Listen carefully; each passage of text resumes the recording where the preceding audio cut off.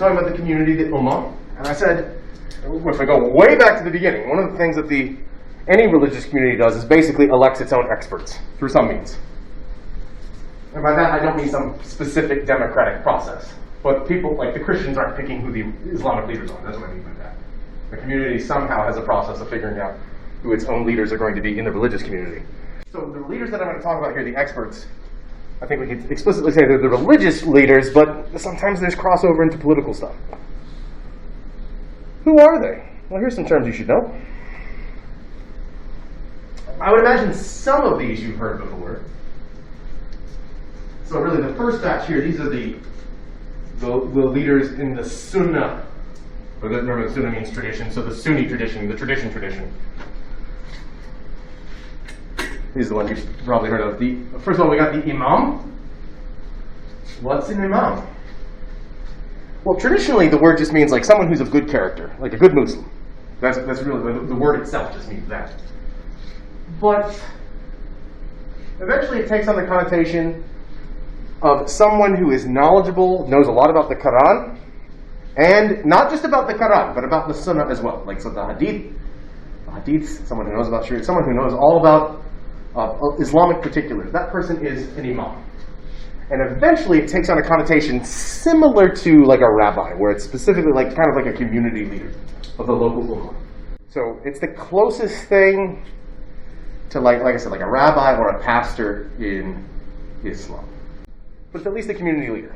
Okay, that doesn't mean necessarily the person who always gets up and speaks every week, but at least the leader of the local community. In Sunni Islam, in Shia Islam, an Imam is something completely different. What is an Imam in Shia Islam? And we'll talk a little bit more about the Shia differences later. Literally, a Imam for Shia Islam is a successor to Muhammad. Not a prophet, because he was the last one, right?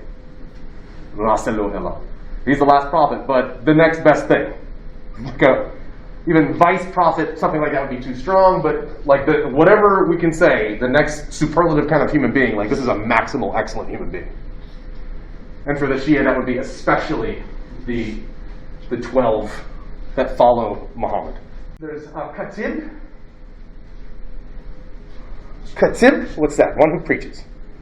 Khutbah, a sermon. So like that's the preacher, if you will. Or at least, and preacher's not really an office in its own right, it's just one who's up speaking. Traditionally men. Now again, that might be the Imam, but it might not. It might be someone else that's doing the sermon. A Hafiz, or a Hafiza. This one is interesting because it has a feminine version of the noun. What's that? That's someone who has memorized in Arabic all of the Quran. And that's something to be commended. Whether it's a man or a woman. You've done that? You've done that? You're a Hafiz. You're a Hafiza. You've memorized the whole Quran. You might not be the Imam. You might not be the person not preaching. You're just a member of the community, but you know the whole Quran by heart. What devotion. I think it's a special honor for the one who can do such a thing. And they might be one of these other things too, but that's something that's considered important. It has a special designation.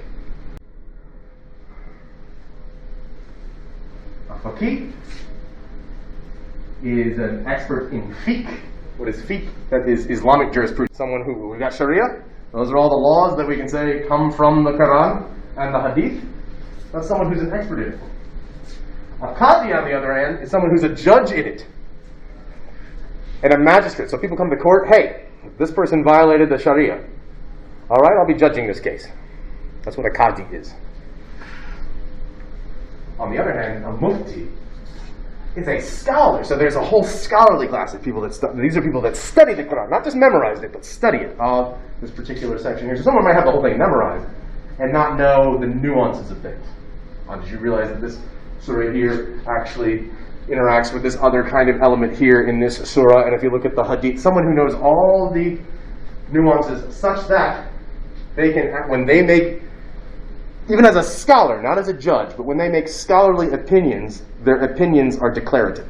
They're called fatwas. That's for, I didn't put that in there, but if you ever heard of a fatwa, it's a judgment by a scholar, not by a qadi, but by a scholar. I've studied the Quran, and this is true. Now, I think where fatwas come into play is usually with regard to the regimes that people think of today. I mentioned the Wahhabi and the Ayatollah, like Khomeini stuff, where there's fatwas against certain individuals or something like that. But that's, again, very narrow scope of Islam. Okay? And then finally, another role we've got is the Ayatollah. Now, I said the word Ayatollah a moment ago, but I said it with regard to Khomeini. Who is the Ayatollah Khomeini? Who's that?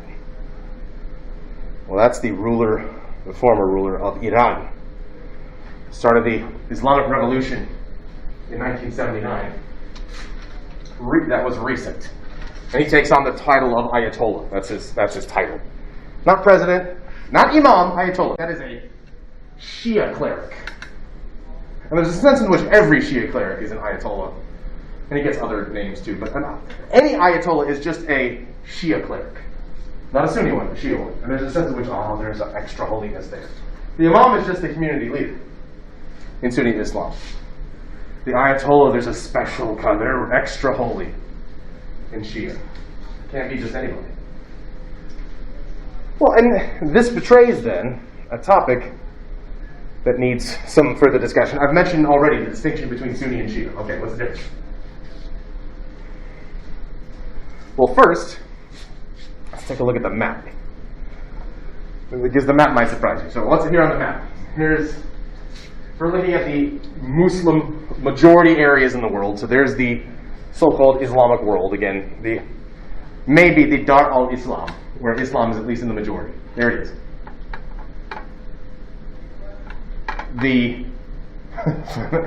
The pea green is where Sunni Islam is dominant. We'll call it forest green, is where Shia Islam is dominant. By geographical distribution. I mean, that's the layout today. Now, it's not really indicative of its historical legacy, because historically, it goes back to stuff in Arabia. You'll notice Arabia, except for this little tiny area down here in Yemen, which might explain the things going on now. You got this alignment. So Iran today. Iran is where you see, notice that's where most of the dark green is. So Iran is associated with Shia Islam, and that's why we can talk about going back. Iran and Iraq being in conflict with each other, like Iraq is on Team Sunni, Iran's on Team Shia, and people will go, well, they're all Muslims, why do they hate each other? This goes back a ways. But then also, Lebanon here, you'll notice is dark green too. And there's an organization, Hezbollah, the terrorists, they're Shia. Sometimes Iran is supporting Hezbollah because they're both on Team Shia in order to do disruptive things here in Israel. But you'll notice there's also a huge Shia population in Iraq, Afghanistan, and some other places. So they're often, like Iraq was shaped the way it was by the British. So there would be three groups constantly hating each other. Shia here, Sunnis here, Sunni Arabs here, and then Kurds in the north. And the British idea was, if we put these three in a country on a map, they'll never unite against us. It's great. The British would do that in other places too. Like you go into an area, find the native indigenous population. Hey, here's some guns. You don't like them, go shoot them. On many continents. But we see that. But what's the origin of the conflict and the differences? It goes back to the succession of Muhammad. So I'll explain the origin story here. Muhammad's dead. Who's in charge of the Ummah now? And there was a debate. So Muhammad had many followers. Who's in charge now? Now that Muhammad's dead. And basically there were other camps, and by the way, there are other branches of Islam too that I'm not mentioning, that don't fit into the Sunni Shia dynamic. There are others. And there's another kind of Islam, which I'm not going to go into for the sake of time, called Sufism, which is, you find Sufi traditions, which is the mystical Islamic tradition, in all kinds of Islam as well, Sunni and Shia. But the basic conflict is this. According to, I already said there are the four good caliphs. I said it a while ago. Who's the first good one? Abu Bakr. That's the successor to Muhammad. According to the tradition. Shia, in fact, Shia means Shiatu Ali, the party of Ali. If you go back and look at that list of 4 caliphs, the 4th one is Ali, who is Muhammad's son-in-law. And the Shia, at least the Shia origin story is, the family of Muhammad should inherit Muhammad's legacy. They're not prophets too, but they're the ones that should be the caliphate, the successors to Muhammad. It should be kept in the household. It should be dynastic. And the Sunni tradition was, no, it doesn't have to be kept in the family. It's just whoever is carrying on the tradition. That's the original split. So, those 4 good caliphs. Sure, even Sunnis will say, yeah, Ali was number 4. And the Shia will say, he was number 4 because the first 3 stole it from him. Ali is the successor to Muhammad. And then Ali's successors, his successors, that's the trajectory of Islamic leadership. The Sunnah is kind of a thievery. Sunnis have stolen the proper legacy of Islam and turned it into their own thing. It's actually something that continues in Muhammad's own family and then Muhammad's own clan. Which is interesting because today, when we think of Shia, we don't think of them being Arabic in the sense of being in Arabia. Places way outside that. That's at least the origins. Now there are other differences as well. Again, we've already talked about the leadership. Ayatollah is a cleric. In Shia Islam, and in all of Islam, there's this notion of like a messiah figure called the Mahdi, which I have up there, who will show up at the end of the world. Judaism, Christianity, Islam all have this. So in Judaism, you've got the Mashiach. There's a notion of a Mashiach, maybe at the end of the world. There's the person who's a descendant of David will show up and make things right. In Christianity, the Messiah is Christ, and he's going to show up again. In Islam, you've got the Mahdi, but especially in Shia Islam, there's this notion that the Mahdi is going to show up at the end of the world and make things right. He's going to complete the Islamic project. So that's when I say he's connected with eschatological notions, like the Mahdi will show up at the end of the world. Like, that's it, he's here, we're at the end. And so a lot of the stuff that's the Sunnah, the tradition, certain hadiths, certain things that, this is what you do in Islam. No, we're not into that. We don't accept the so-called tradition. That's part of being Shia, or a Shiite, as an adjective. Again, that stands for the people on Team Ali is really what Shia means. Team Ali. Okay. So that just explains a little bit of the difference, just so you acknowledge that it exists. Again, we could have a whole class on differences between Sunni and Shia. Any further questions on Islam? Okay. Then, I'm going to start make some introductory remarks about Hinduism. Just a few introductory remarks. We're not going to get too far in depth today. We'll get to the notion of the sacred. And Hinduism is a strange term.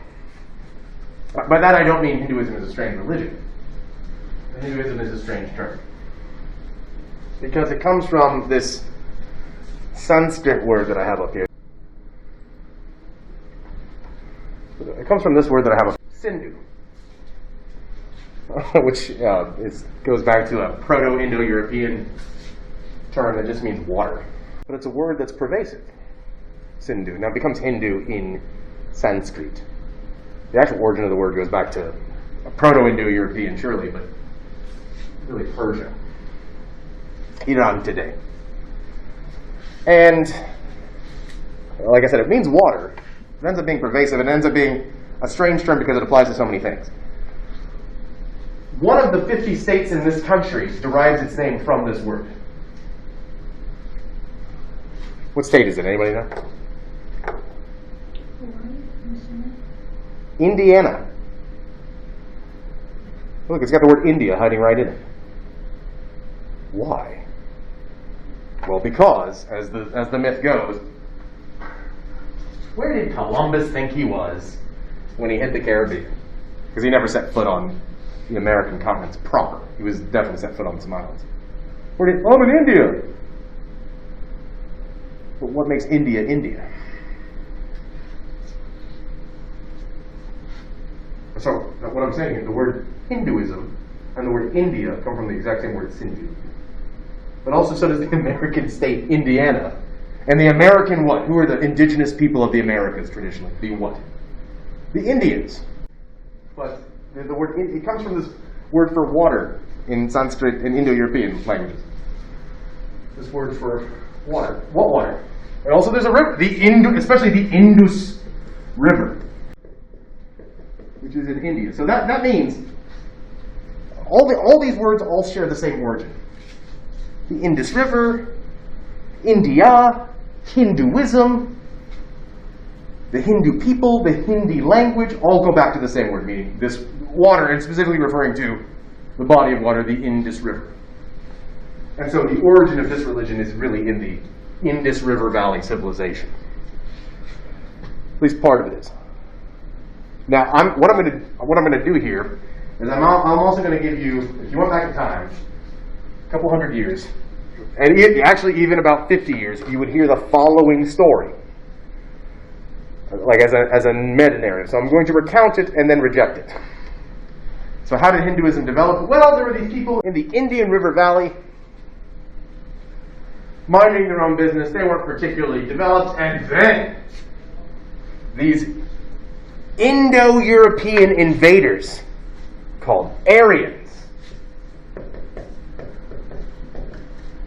came into India, invading, dominating the culture, taking it over, instituting themselves as overlords, and their culture became the culture of India. And like I said, this is also even why, like you've probably heard, like Nazi Germans refer to the ultimate type of human being as a what? Aryan. This is actually the root of the word Iran, by the way, like the country. Or as people say, Iran. Iran. Like Aryan. Why do the Germans want to be like Iranians? Well, because those are the great conquering people of the ancient world. Well, that was the so-called social myth, if you will, in anthropology. This view has been discounted today. What really happened? There really were these people called the Aryans, surely, that lived in India. But so did the people of the Indian subcontinent as well. Their cultures kind of merged over time. It really wasn't a conquering. And the Aryans probably brought in Indo-European language. So the word, like Sanskrit, this word, it's related to Latin. Sanskrit is related to Latin. The ancient languages, even the modern languages in India, are related to Latin ones. Like I've said this before, like the word for Zeus is Dios in Sanskrit. Sanskritam. Other words, like the word for God. Greek, it's Theos. Latin, it's Deus. Sanskrit, it's Deva. So they're related. The languages are related. They're more distant. And so it's very distantly related to English even. We'll see that with some words. Well, so regardless of the hypothesis of how this civilization came into being, why am I talking about the origin of the entire civilization? Because Hinduism is old. Really old. Now, even though when we're talking about Judaism, we could say, okay, it goes back to Abraham. That was about 3,000 years ago. But we can really talk about Judaism really as Judaism starting maybe 2,000 years ago. Right, really after Second Temple, that's where Judaism becomes Judaism. Like there's no animal sacrifices going on in Judaism today. That's different from the Israelite religion. Well, there's a continuity there, but it's different. Like Judaism really begins about 2,000 years ago, and it's developed since then. Christianity too really started about 2,000 years ago, and it's been developing since then. Islam started about 1,400 years ago, and it's been developing since then. Hinduism, really as Hinduism, has been developing for about 3,000 years. Like there's a long trajectory there. That's different than the other three religions that I've mentioned. Judaism, Christianity, and Islam. So it's older in terms of its continuity. Now, if you look at Hinduism now, and then you went back and looked at Hinduism 2,000 years ago, 3,000, they're doing very different things. But there's at least a continuity there. So what do we see early on in India? Land of India, 3,000 years ago. And its various kingdoms speaking the language of Sanskrit. Well, you see, and we'll talk about this more when we get to indigenous religion later. Not later today, but later in a future course in the end of the semester. There's worship of all these different gods. Kind of like the gods that you saw in Canaan, like Ashtaroth, like that the Israelites encountered. There's little local gods, of which Soma is a big one. many, many years ago. So Chandra, Indra, like a moon god, a sun god, a god for everything that there could be.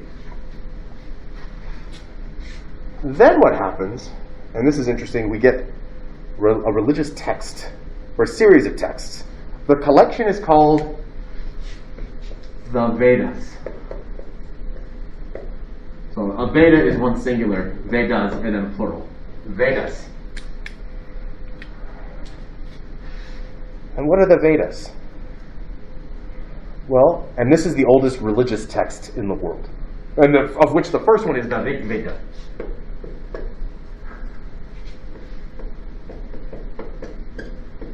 You know, like there's the Athara Veda, there's other Vedas, but the oldest one is the Rig Veda. The Rig Veda. What are these? These are hymns. What do I mean by hymns then? We talk about that in Christianity. These are songs. They're poems written to the various deities. Composed about 3,000 years ago.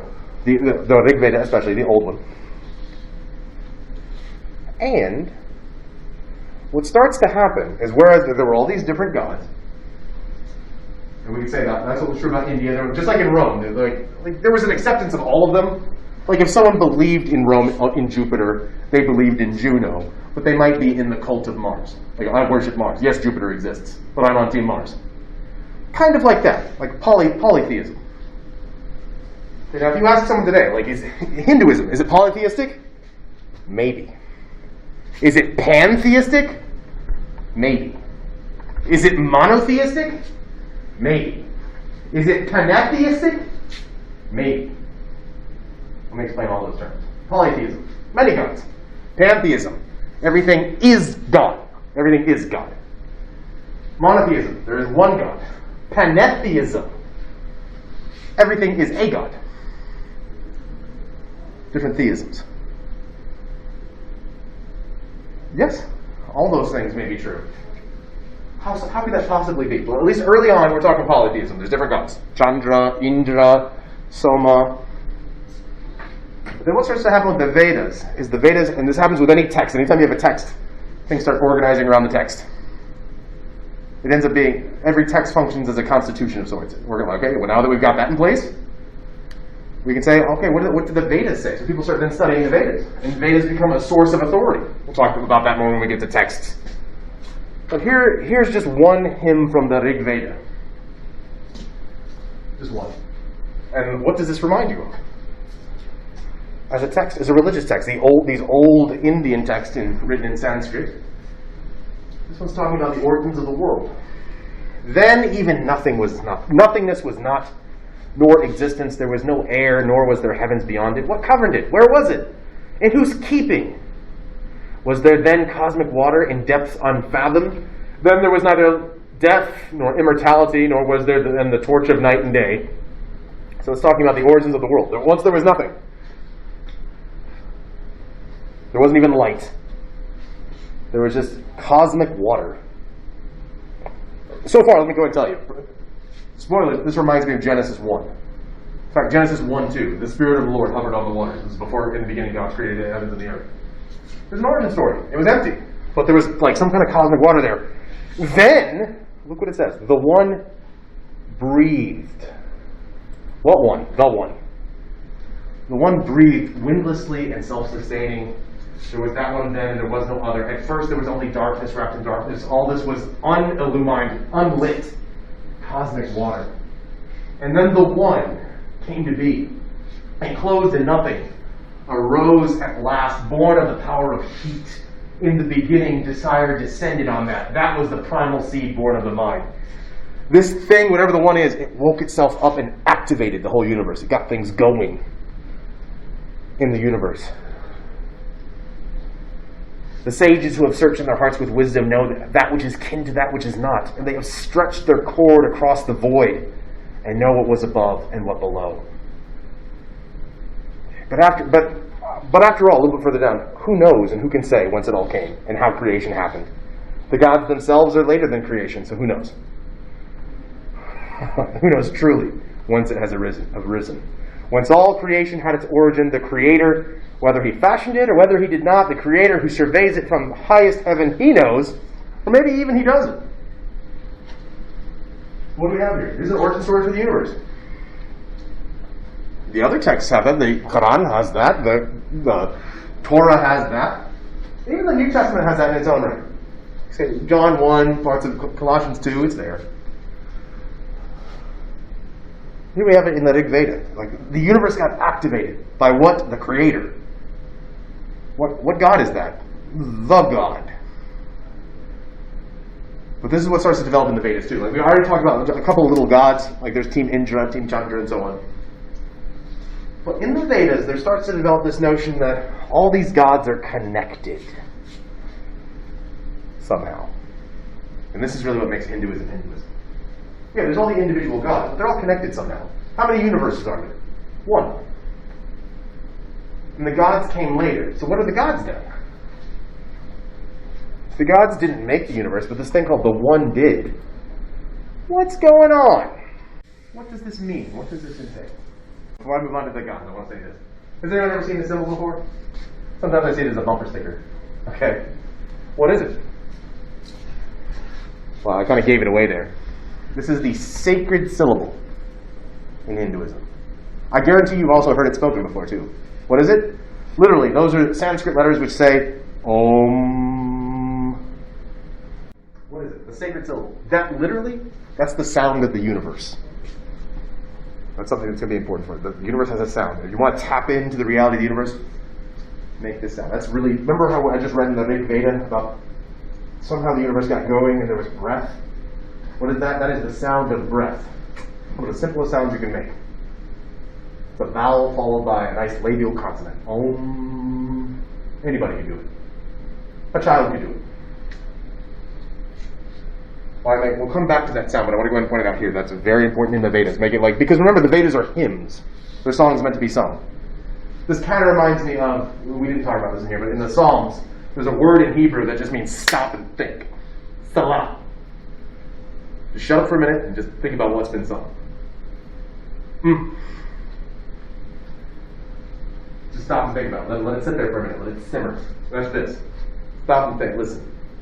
Listen to listen to what's being said. Listen to what's being sung. And listen to the truth itself. Listen to the universe itself. We'll talk more about that in a little bit. But let's talk about that Trimurti. So these are things that are already sacred. Well, what starts to develop is this. You'll notice there's the Trimurti up on the screen right now. Now, the Trimurti, that just means the three gods. These are the big three gods in Hinduism. And which Hinduism? Again, there's a long trajectory. If we go into different parts, it means different things. But as Hinduism develops, whatever the religion in India is, the dominant religion, these three gods become the main individual gods. What gods are these? The Trimurti, the big three. Brahma, Shiva, and Vishnu. That's Vishnu. Let's talk about them. There they are in all their glory. That's Brahma with the many faces on the left. The three gods. The three big gods. Yeah, that starts to develop. So again, there's all these various gods in Hinduism, polytheism, but then it starts to narrow into a big three. Others are still there.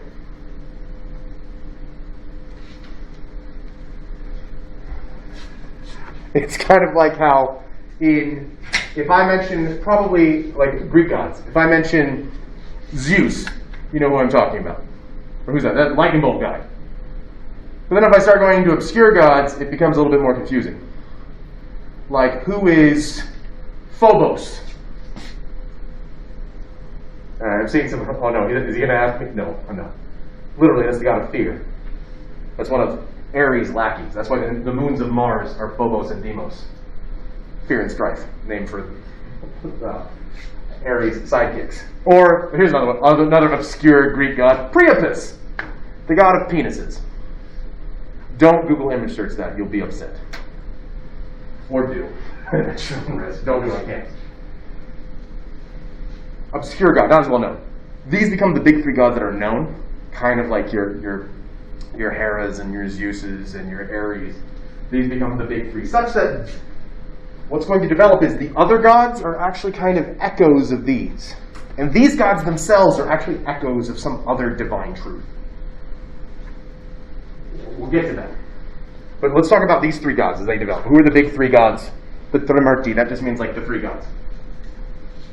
Brahma, not Brahman, with an N on the end. We'll talk about that later. Brahma, that's the creator god. So when the Rig Veda was talking about creation study, Brahma's the one that started it. Vishnu, of which there's a cult around. Not by cult, I don't mean some wacky, fanatical organization, just really primarily Vishnu worship. The pervader, traditionally the pervader. You could also say the sustainer. Brahma got the universe started and said, I'm good. Vishnu keeps the universe going. It's Vishnu's power that maintains and sustains.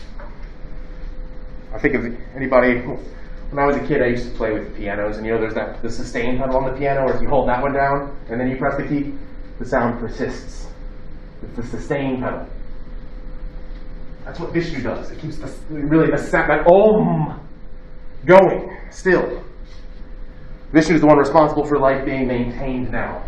And Shiva, that's the god of destruction. And so these three gods, they kind of represent all the things that could be.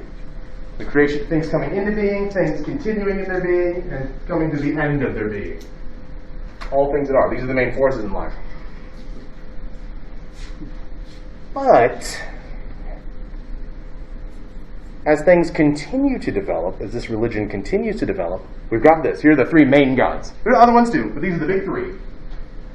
What starts to develop too is that not only are these three gods the principal gods, if we go back in time over 3,000 years ago, they're there. There were people worshiping Vishnu 3,100 years ago. Brahma, Shiva. But they were like separate little gods. Now they're almost one together. They're one entity. And in fact, all those other gods are actually instantiations of them. Not necessarily incarnations. Those incarnations of the gods exist too. They're called avatars. But what's beyond this? Remember, even the Veda asked the question, does the creator God even know that he created? Does he understand his own beginning? The gods came later. So what was there in the beginning? And I'll go ahead and say this. This is probably where I'm going to end.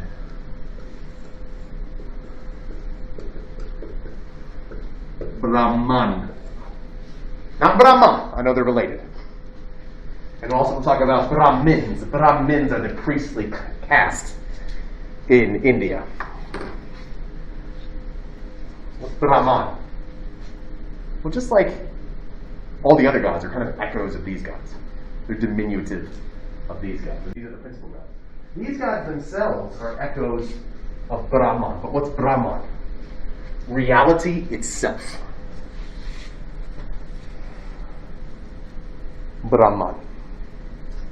But Brahman is reality itself. But reality itself is divine. So there's a certain sense in which you can say Brahman is God, but it's also the universe. It's also reality. It's all those things.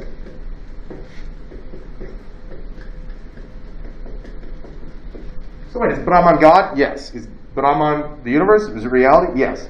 Brahman is everything. Now that's not to say, is this marker Brahman? Not in its totality, but yeah. Because everything's Brahman. The universe is Brahman. Now, as an aside here, I want to go ahead and emphasize how this is radically different from the Abrahamic faiths. I'm going to end with that. Because here, and this is what makes Hinduism very different, the gods and us, we're all part of reality. We're all the same stuff. In Judaism, are we the same stuff as God? Yeah, sure, in Judaism, we're making God's image, right? God was already there and then said, I'm going to create stuff now. And it's good, but it's not me. I make stuff. Christianity. Christ creates the world. Christ is also the sustainer. Can't like Vishnu. But God creates something separate from himself out of nothing. Allah creates something separate from himself out of nothing. There's a Sufi mystical tradition where maybe we're also participating in God too. That's in the other faiths as well, Judaism and Christianity, in a few threads. But creation and the creator are distinct. Here, already the difference is the creator and creation are the same. They're the same stuff. We are the universe. We're also God in a sense, too. That doesn't sound right. Yeah, from a Jewish, Christian, or Islamic perspective. This is why Islam, when Islam comes into India, there's at least, the Christians and the Jews, at least they're people of the book. They got some things wrong. What is wrong in India? What are they doing here? They're like, oh, you believe in Allah? Allah's part of Brahman too. No, he isn't. And that's part of the conflict when Islam goes into India. So, we'll continue our conversation about Hinduism definitely in the next week. So